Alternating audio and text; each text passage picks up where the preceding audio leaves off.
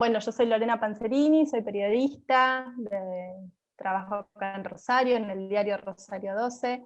En principio agradezco a la Secretaría de Estado de Igualdad y Género que me haya convocado para esta entrevista, sé que seguramente será alucinante, de Marisa Herrera, por todo lo que seguramente tiene para decir. No, bueno, pero en este caso lo interesante es escucharte. Bueno, Marisa Herrera es profesora de la UBA, es doctora en Derecho, es investigadora del CONICET y candidata a Argentina a lo que será el Comité contra la Discriminación de las Mujeres. Así que bueno, muy bienvenida Marisa, un gustazo estar en esta charla con vos, porque vamos a hablar un poco de familia y tareas de cuidado durante la cuarentena, ¿no?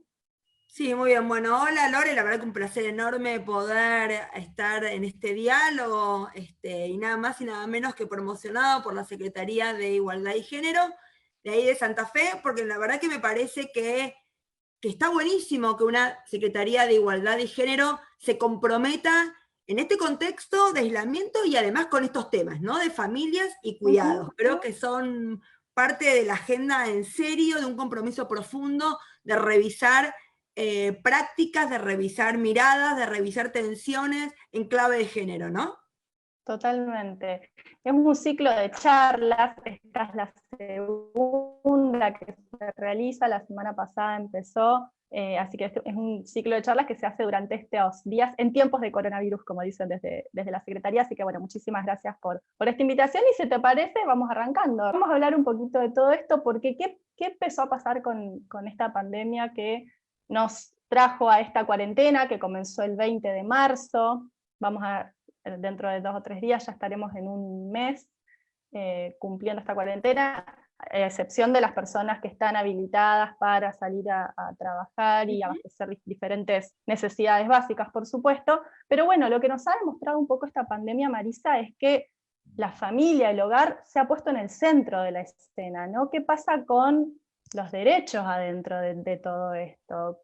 Un poco retomando, que algo escuché de la primera pregunta de Lore, ¿no? Esto de cómo podemos empezar a repensar el hogar como un lugar de protección y el hogar también como un lugar de violencia, ¿no? Y me parece que también eso es lo que está quedando muy en evidencia en este elemento social preventivo y obligatorio, porque esto de obligatoriamente quedarnos encerrados, bueno, no solamente tiene que ver con la protección de las familias, digamos, con esta idea de cuidados y cómo nos revisamos a los cuidados, sino también ha puesto sobre el escenario cómo los hogares también son un lugar de violencia y de maltrato. Y creo que también en eso es un tema como problemático, porque lo mismo que uno valora también es lo mismo que se vuelve en contra, ¿no? Entonces, ¿cómo hacer política para poder revalorizar, por un lado, la familia y los vínculos de afecto, pero por otro lado también darse cuenta cuáles son aquellos que son negativos y que realmente el Estado tiene que intervenir para... Hola Lore, ¿te volvimos a recuperar? Acá estoy. Muy bien. Perdón.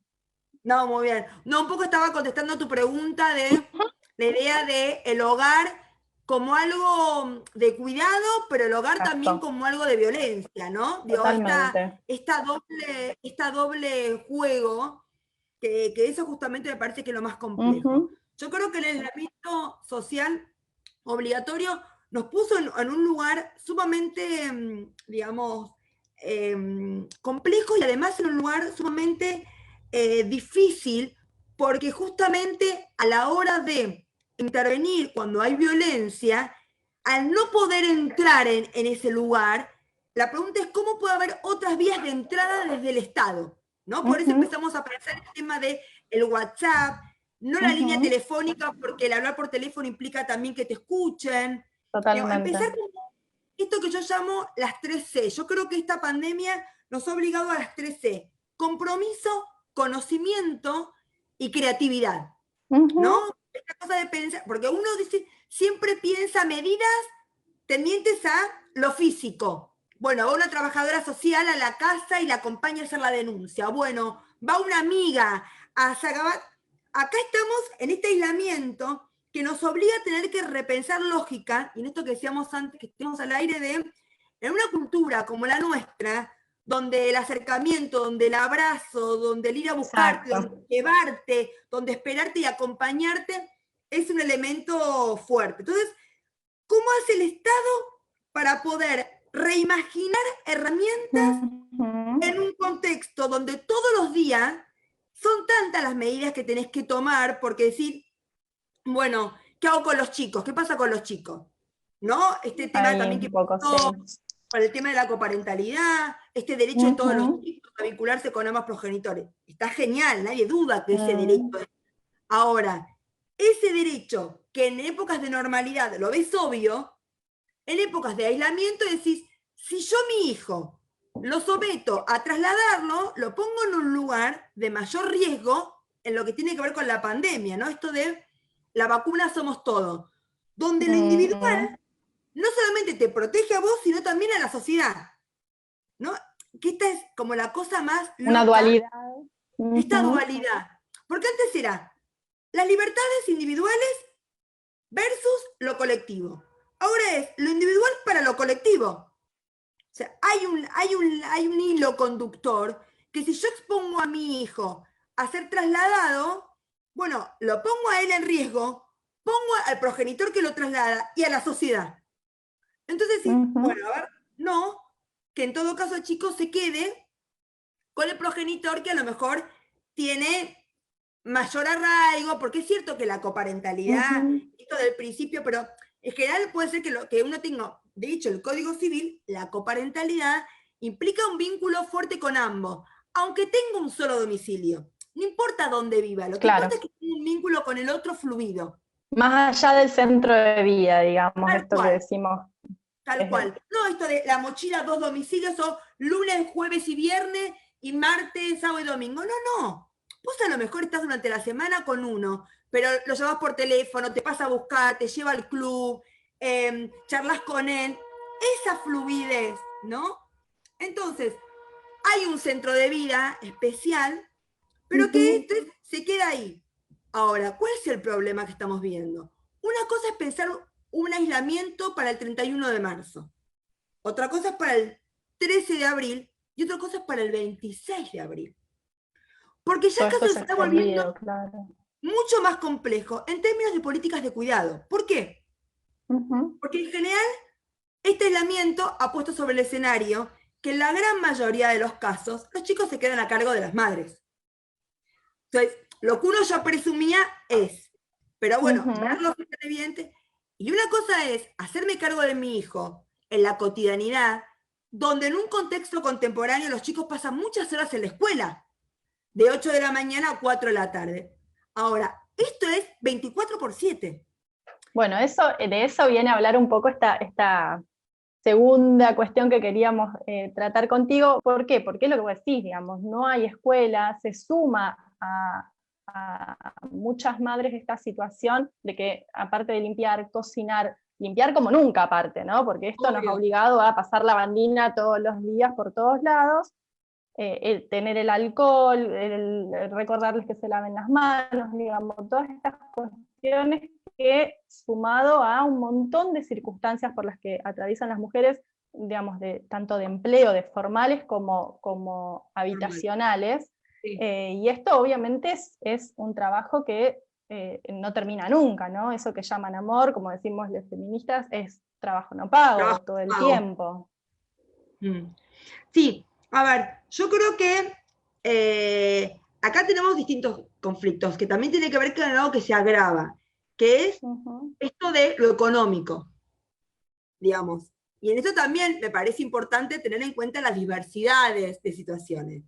Yo siempre digo, si bien la ley es una y el texto escrito tiene sus limitaciones, lo cierto es que justamente los derechos humanos vienen a poner sobre el escenario que no somos todos iguales, que esta pandemia tampoco golpea igual a todos los sectores. Hay un sector que viene mucho más castigado y esta feminización de la pobreza se agrava más todavía en este contexto de aislamiento. Porque además de limpiar y hacerte cargo todo, es pensar, bueno, ¿qué hago con el trabajo? ¿Cómo salimos de esta? ¿Me van a bajar el sueldo? ¿Voy a perder el trabajo? Todo eso son preocupaciones que la gente tiene, que se va magnificando. Y cuando vos encima sos madre sola a cargo del hogar, y ni hablar cuando además tenés temas como hemos tenido, que se han judicializado temas de chiquitos con problemas de discapacidad. Que ahí también empezás como a tener triple vulneraciones.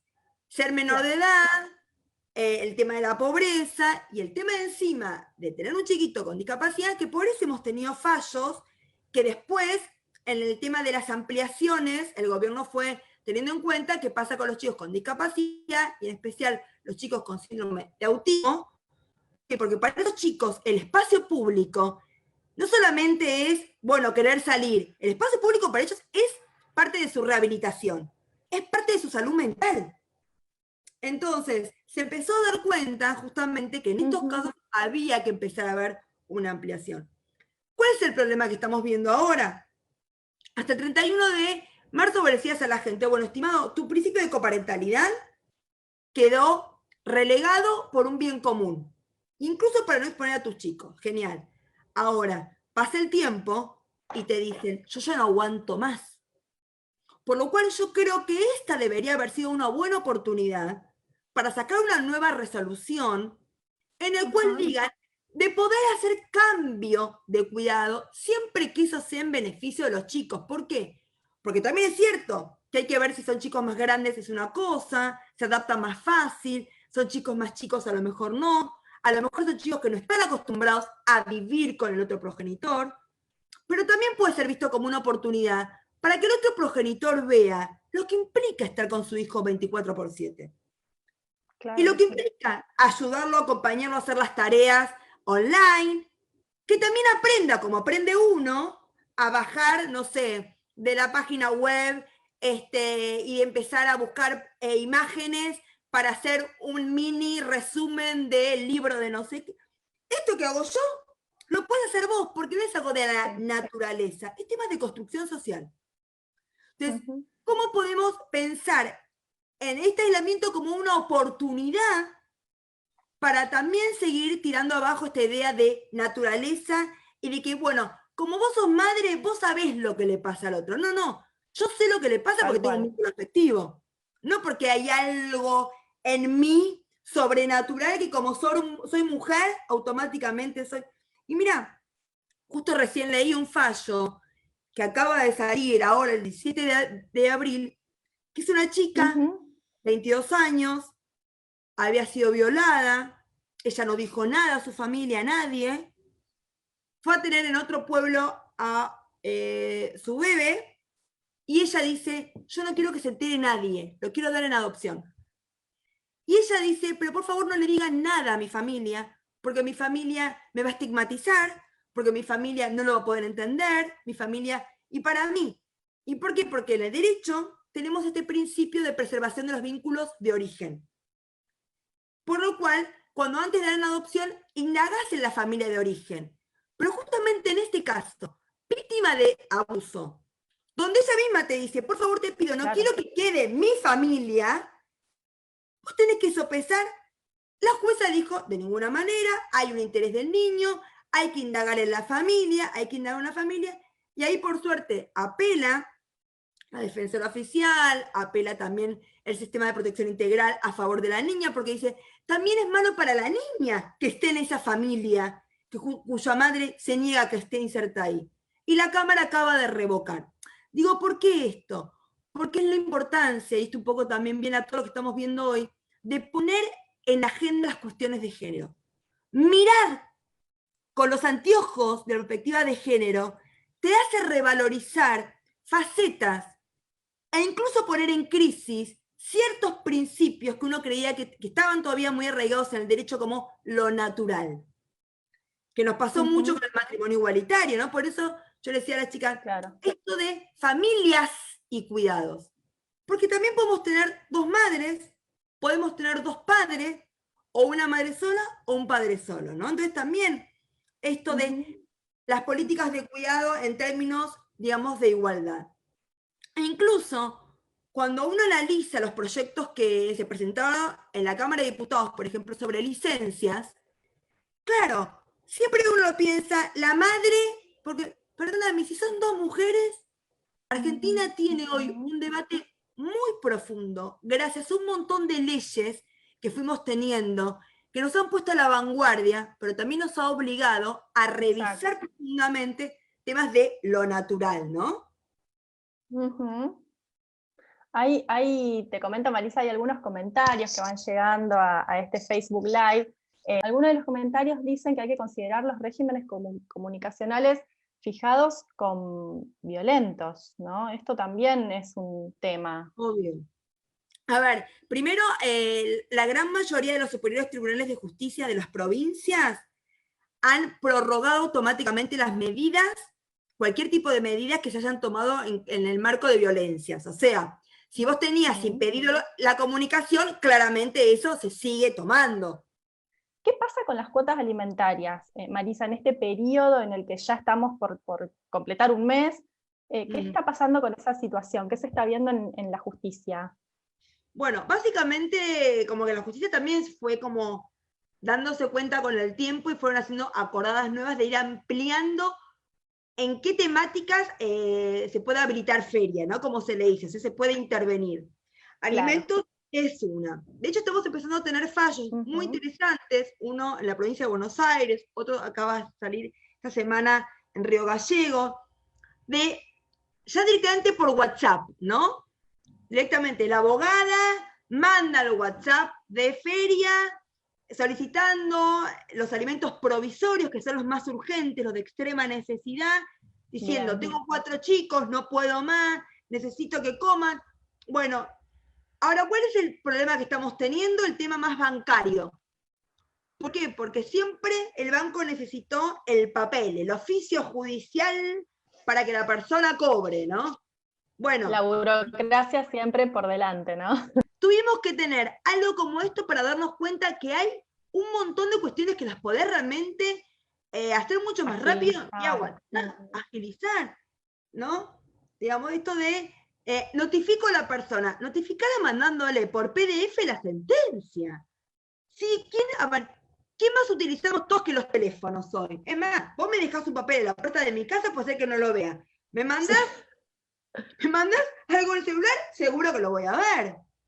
Entonces digo, han cambiado las dinámicas también, entonces hay que, digamos, ayornarse. Yo creo que, así como para algunas cuestiones, lo digital y la distancia sigue siendo, como que no se compara con la presencia, creo que hay otras cosas para agilizar, y más en estos temas donde el tiempo termina siendo fundamental. No es lo mismo que yo te haga con una cuota alimentaria que me tarde una semana que me tarda 5 meses. Porque es, digamos, claramente ahí hay algo. Porque además, ya está hoy dicho que el incumplimiento alimentario es también un tipo de violencia. Claro. Entonces digo, en esto de revisar las cuestiones de los derechos humanos, el incumplimiento alimentario es un tipo de violencia económica.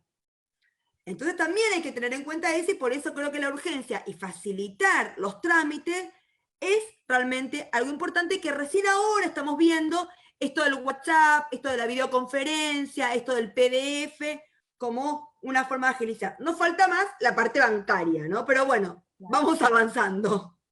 Sí, es un buen número. Por otro lado, bueno, claramente el tema de las infancias es profundísimo y va digamos, en esta época de cuarentena todavía más, atraviesa a muchas familias.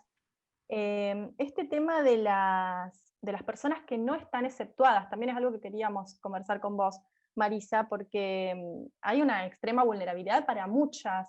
El 60% de las personas desempleadas son mujeres, y esto me parece que es un dato alarmante con respecto a todo lo que venimos hablando, ¿no? Son las que están a cargo de las tareas del hogar, del cuidado de los hijos, y esto también genera un problema importante, que aparte es una situación de estrés, lo que comentabas vos recién, de encima estar preocupándose por con qué guita voy a contar a fin de mes para llegar. Que esa es la situación más preocupante. ¿Qué está pasando con esta situación? ¿Hay maneras digamos, de qué forma se puede salvar esto de no estar con un trabajo formal y de poder atravesar toda esta circunstancia al cuidado de los hijos y también pensando en eso, ¿no? En el dinero y en de qué forma llevar la plata al hogar. A ver, yo creo que acá tiene que ver con un tema de esto que decimos, el Estado es el que te cuida. El Estado debe realmente focalizar sus políticas en aquellas más vulnerables. Y si vos tenés una feminización de la pobreza elocuente en un contexto agravado por la pandemia, ese es un grupo destinatarias donde ahí el Estado tiene que estar más fuerte. Así como, por ejemplo, hemos visto de fondo de emergencia en la provincia de Buenos Aires para casos de violencia, así como, bueno, también se ha generado la mayor inclusión o priorizar los casos de violencia de género para incluirlos en programas del Ministerio de Desarrollo Social, digamos, o sea, esto de justamente al priorizar le estás dando un tratamiento no diferenciado desde lo discriminatorio, al contrario, son las acciones positivas, las famosas llamadas acciones positivas, a favor de las más vulnerables. Entonces, si vos sabés que las mujeres son las más vulnerables, por datos elocuentes, son las que ganan menos hasta el mismo trabajo, son las que están más en trabajos informales, son las que están más a cargo del hogar. Bueno, tienen que estar las políticas destinadas básicamente también a ellas como típicas acciones positivas a favor de las mujeres, ¿no? Bueno, un poco de esto que vos decías, estamos sosteniendo desde atrás, hay mucho también de esta cuestión con respecto a cómo están funcionando los merenderos, los comedores, y siempre las mujeres al frente de esta necesidad básica, sobre todo para las infancias, pero también para muchas familias, ¿no? Que no están pudiendo garantizar ese derecho básico en sus hogares de manera particular. Eso, bueno, claramente es algo en lo que se ha destacado en esta pandemia. Otra de las cuestiones, porque digamos, venimos hablando de todo lo que viene siendo, lo que viene provocando y lo que viene generando esta pandemia, pero ¿qué a partir de esta pandemia, cómo la podemos aprovechar este periodo de cuarentena para, digamos, qué normas se pueden crear a partir de esto, de qué manera podemos sacarle un jugo a todo esto que nos ha estado pasando y que nos está pasando y que probablemente durante un tiempo más esté atravesándonos, ¿no? Sí, a ver, esta idea, ¿no?, de la pandemia como oportunidad, como digo yo, ¿no? Esta idea de verla como... Yo primero creo que deberíamos repensar en doble plano. Uno es la urgencia, pero también hay que haber un equipo, un grupo atrás de que piense el día después y a largo plazo. Claro. ¿No? Esta doble construcción de a corto plazo, que ya esto nos llevó claramente a este caos de ir sacando resoluciones y legislaciones, y qué pasa con los bancos, y qué pasa con los jubilados, y qué pasa, digamos, todo eso, ¿no? Pero otro plano que piense más allá. Porque ahí, para no cometer los errores de que el día a día te va comiendo, y la verdad que no podés prever todo. Entonces yo creo que ahí es importante, a lo mejor para poder salir bien, es que haya otro grupo que pueda pensar a largo plazo. Yo voy a hablar de lo que a mí me incumbe, que tiene que ver con mi ámbito, que es el jurídico, ¿no? O el del derecho, por decirlo de una manera. Un derecho feminista, de un derecho comprometido con los derechos humanos. Esta idea de darnos cuenta que el Estado, en definitiva, es el que nos salva y el Estado es el que nos cuida, para el derecho es fundamental. Creo que era lo que necesitábamos en algún punto y hay que optimizarlo para bien. Porque siempre el derecho fue bastante individualista. De hecho, la carrera de derecho es muy individualista y muy solitaria, ¿no? Entonces digo, esta idea de empezar a pensar el derecho como herramienta de transformación colectiva, y esta idea de que en definitiva nos salvamos, digo, va a ser muy importante, porque nuestras facultades, a ver, yo siempre digo, un juez no es machista porque salió así. De alguna facultad viene ese juez. En algún lugar nos formamos. Yo creo que las universidades públicas en especial, tenemos un fuerte compromiso y una deuda con la sociedad enorme. En el cual yo creo que ahí también nuestras facultades tienen que empezar a tomar esto que nos pasó como herramienta de estudio, para el adentro. Bueno, a ver, ¿qué hizo el derecho? ¿Qué pasó con el derecho? ¿Qué otras cosas podemos empezar a repensar a raíz de esto? Y me parece que nos va a hacer un cimbronazo, porque yo siempre digo, y esto es una cuestión propia personal mía, ¿no? Las facultades nuestras siempre han sido muy patriarcales, muy verticalistas, muy individualistas y muy gorilas. Y hablar en clave de justicia social es hoy hablar de una revisión crítica del derecho justamente en esa clave de justicia social que es una clave de derechos humanos. Entonces yo espero, quisiera creer, a lo mejor algunos dirán, qué romántica que es, pero prefiero pecar de romántica, porque yo siempre dije, no hay nada peor que estar directamente que no te importe nada, ¿no? Creo que prefiero pecar de más que de menos, no por anestesiada, sino en todo caso por romántica, de creer que es una oportunidad para empezar a revisar en nuestras facultades cuál es el rol del derecho, digamos, en algún punto a la hora de este replanteo, de repensarlo de una cuestión individual a una cuestión colectiva, que no es autonomía versus orden público, que es las libertades de las personas, pero en esto de estando siempre en espejo para lo colectivo. Esto en definitiva de la vacuna somos todos, que nos puso en este dilema el aislamiento social, ¿no? Bueno, un poco de eso, casi que atravesamos toda la charla, ¿no? Hablando de lo que es la justicia social, de la necesidad de dar un acceso a la justicia. ¿Qué análisis podés hacer vos de digamos, recién hablábamos de lo que pasa en los ámbitos de estudio, pero cuál es la respuesta judicial que está dando hoy la sociedad, este descreimiento que hay de la gente hacia la justicia, viene a partir de, supongo, de todo esto que vos venís planteando, pero ¿cuáles son las herramientas de las que hay que tomarse para justamente modificar esta cuestión, para acercar la justicia a la gente, para que deje de ser esos edificios, esos lugares tan fríos y tan exacto, tan enormes y esos elefantes que la gente cree que, sobre todo aquellas personas, como hablábamos al principio, que están más alejadas de los bulevares y que son las que menos acceso terminan teniendo siempre a la justicia, ¿no? ¿Cómo modificamos esto como país, digo, como sociedad? A ver, yo primero creo que esto que nos preguntamos siempre de si la gente tiene un descreimiento en la justicia, habrá que preguntarse por qué.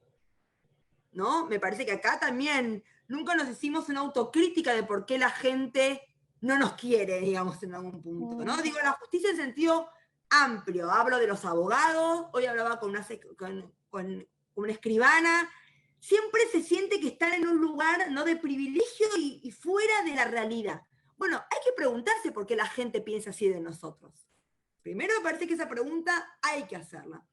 Segundo, también yo creo que también, y soy muy crítica, por ejemplo, de nuestra Corte Suprema de Nación, también esta pandemia nos atraviesa para preguntarnos qué justicia queremos. Y para eso también hay que preguntarse qué corte también queremos, porque nuestra Corte Suprema es el último vértice y en definitiva un replanteo profundo allá arriba va también derramando en algún punto más abajo. Yo te dijera que vos tenés en la Corte a personas donde realmente vos, o sea, esta cosa de no estar accesible, ¿no? De sentir que es allá arriba. Bueno, me parece que también hay algo de la justicia de uno lo crea allá arriba. Y por eso, si yo saco algo positivo de esta pandemia en la justicia, por lo menos en lo que yo fui viendo en los fallos, los que más han estado cercanos, esta justicia que está más cercana a la gente. ¿Por qué? Porque en un contexto de aislamiento, para mucha gente esa justicia es eso o la nada. Entonces, me parece que también hay que empezar otra vez así como digo, hay que hacer espero que la pandemia sea una revisión profunda para las facultades, de cómo enseñamos derecho, de qué profesión queremos ser, de qué derecho queremos, también lo tiene que ser para la justicia. Y una va dada a la otra, ¿no? Porque yo creo que esto de la feria judicial, y algunos decían, pero están de vacaciones. Mucha gente me decía, pero yo pienso que están de vacaciones. No, a ver, vos perfectamente podés empezar a tener con el telefonito, con videoconferencia, el tema es que tengas el compromiso de hacerlo. Y eso implica revisar de manera profunda el concepto de poder judicial. Entonces digo, a mí parece que son debates interesantes. Yo espero que la pandemia nos pueda dejar como enseñanza todo esto de ir a algo más colectivo y no algo individual. Esto de los WhatsApp, de haber pensado en algo más creativo, bueno, seamos creativos, porque en definitiva eso es resolverle la vida a la gente. Y eso es creatividad. Que no tenga que tener una pandemia para que te pongas a pensar en la creatividad. Que la tengas todo el tiempo como parte de tu compromiso del día a día. Por supuesto. Pero bueno, vamos a ver si se da una oportunidad o no. El tiempo lo dirá. Marisa, quizás para estos 10 días que faltan, me gustaría preguntarte algún consejo desde el derecho, desde esto de hacer cumplir los derechos básicos y fundamentales, infancias, mujeres y todos los integrantes de los que atraviesan una familia o las familias en todas estas diferentes formas como veníamos conversando. ¿Qué consejo para estos últimos días que quedan hasta el 26, si es que esto no se extiende, se modifica, se aliviana, no sabemos qué es lo que va a pasar, ¿no? Pero bueno. Sí, es muy difícil, viste, un consejo para tantas diversidades, porque en definitiva también hay adolescentes y adolescencias, hay infancias y infancias, hay familias y familias, y hay mujeres y mujeres también, ¿no? Yo siempre digo, el aislamiento, donde yo tengo un balcón, donde yo vivo en una ciudad, donde tengo... Eso es fácil, digamos, yo soy una privilegiada, pero claramente me parece que uno tiene que estar pensando en aquel que no es privilegiado, porque justamente esa gente la pasa muy mal. Entonces, yo creo que, por lo menos en lo que a mí respecta como investigadora social y como docente, estos espacios, ¿no? Un poco ahora que estamos acá juntas, esos espacios que digamos que se genera acá desde la provincia de Santa Fe, los espacios que se van creando. Tengo muchos pibes y pibas de los centros estudiantes de las universidades nacionales, ¿no? Que están muy generando con Instagram, preguntas, ¿y por qué estudiaste Derecho? ¿Y por qué? Bueno, que se empiece a interesar también esto de lo más humano o esta faceta más humana que el derecho tiene, ¿no?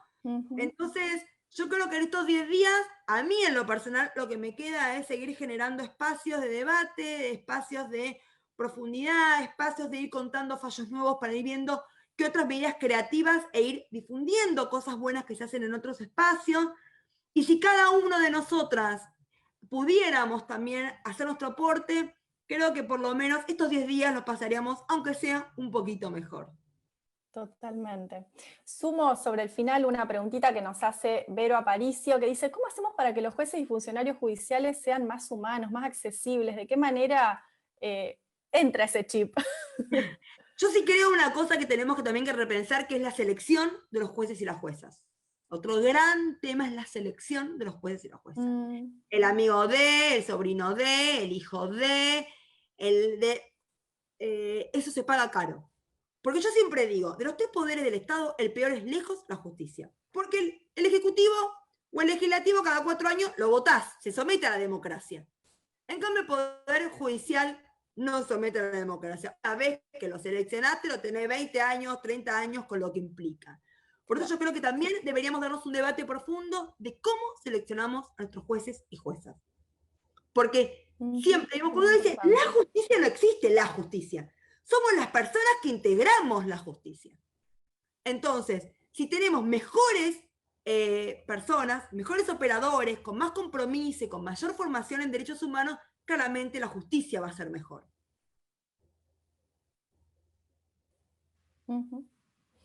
Bueno, Marisa, no sé si querés sumar algo más a esta charla tan interesante. Te estaríamos escuchando durante horas y seguramente tenés muchísimas cosas más para decir y para aportar. No, nada más. Si no, bueno, vamos a ir cerrando. Sí. Te escucho. No, nada más, la verdad que agradecerte por este diálogo, por esta buena onda, por este intercambio, agradecer un montón a la Secretaría por la confianza y bueno, fuerza, porque estar hoy en el Ejecutivo también sabemos que es tarea ardua, porque en la cancha se ven los pingos, pero la verdad que les tocó jugar un partido muy complejo. Así que nada, de este lado todo lo que se pueda colaborar, porque en realidad estas son las redes que hay que tejer, ¿no? Las redes de sororidad, como le decimos nosotras. Totalmente, totalmente, y eso seguiremos tejiendo. Obviamente agradecerle a todas las personas que estuvieron ahí escuchándonos durante esta hora que hemos compartido muy cálida. Igualmente agradecerte a vos, agradecerle a la Secretaría. hemos charlado con Marisa Herrera, docente de la UBA, investigadora, doctora en Derecho. Bueno, ojalá se vuelva a presentar una instancia similar, fuera de pandemia, para charlar de esto y un poco más profundo. Seguramente este ciclo de charlas continuará, así que muchísimas gracias a los que estuvieron del otro lado y a la Secretaría por hacer posible este espacio, claramente. Chau, chau, suerte. Te mando un beso, muchísimas Otro gracias. enorme. Chau, chau.